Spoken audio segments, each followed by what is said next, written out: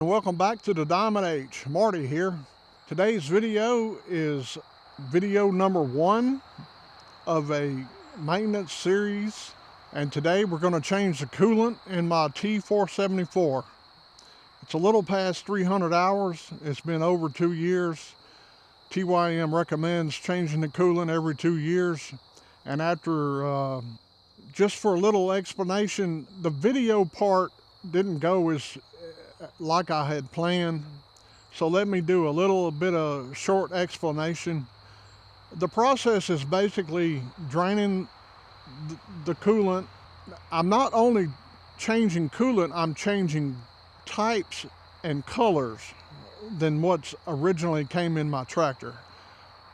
What originally came in was a diesel coolant, but it was green. It's not hard to come by, but today's red extended life coolant for diesel engines are a lot easier to come by. So today I'm installing TRIAX ELC for diesel engines. I'll pull up a picture of that in a little while, but basically we are draining the original coolant. I am flushing it with a aftermarket coolant system flush. Then we rinse the system, fill it back up with fresh water, coolant flush in it, and filling it back up, and then eventually refilling the system with new coolant. So it's a drain, close it back up, fill it up with a container of coolant flush, and fill it up with fresh water to the top, run that at temperature, drain it, refill with fresh water, fill it up, run it up to temperature, then drain it again, and then refill with the current coolant. Let me get the camera and I'll show you where the important parts to be aware of. So the first thing I did after I raised it up, I brought it up to 167 degrees, and then I shut it down, and I gave it about 10 to 15 minutes to cool off somewhat. The reason why I done that and didn't drain it cold is I wanted that thermostat open during this draining process. If the thermostat is closed, it may create a air pocket or hold coolant in that wasn't able to get out. So I raised it up to operating temperature and then let it set for a few minutes so I wouldn't get burned with hot coolant. And then I opened up the radiator cap, and then we went down here. My son-in-law originally drained this for me. Underneath here, I hope you can see this. This is the drain cock, petcock. Now that does not come all the way out, the best of my knowledge. Another little trick, if you have a T474 or another TYM or Branson tractor with this same type petcock on it, drain valve, it will unscrew, and it's very long-winded, but you have to pull down on it slightly to get it to drain. There's a drain hole in the side of the shaft. When you pull it down, it will make sense. Coolant, as you'll see in the video, it just runs every which kind of way that it wants to, all over the front axle. There's really no way to control that. We have a drain pan underneath it, of course, and even then it wanted to get splash outside of that without going into the container. So that's really that, and the coolant tank, the overflow tank here. I dumped this out while we were draining the initial coolant out, and I did find some sludge in the bottom, a little bit of sludge. It wasn't rusty, but it was a little, I'm really not sure what it was, to be honest with you, but it was just a little bitty blob about 1/4 of an inch around that had settled in the bottom of the coolant recovery tank.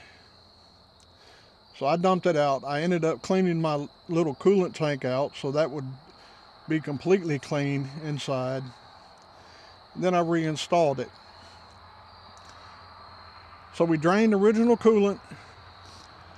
We put the coolant flush system flush in it, ran it through, shut it off, drained that out, and closed everything back up, filled it back up full of fresh water, and drained material out with fresh water. Then eventually we filled it up with TRIAX ELC all fleet coolant. Now I will tell you right off the bat that I'm very impressed with this TRIAX coolant. Before, sitting at idle, this tractor would never get below 167 or 168 degrees. And there for a long, long time after I was finished, it sat at 163 degrees.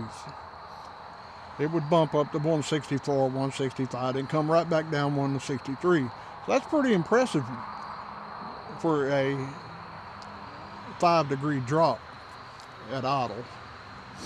I haven't really messed with it a whole lot. I'm trying to get everything lined up to start the series of everything else.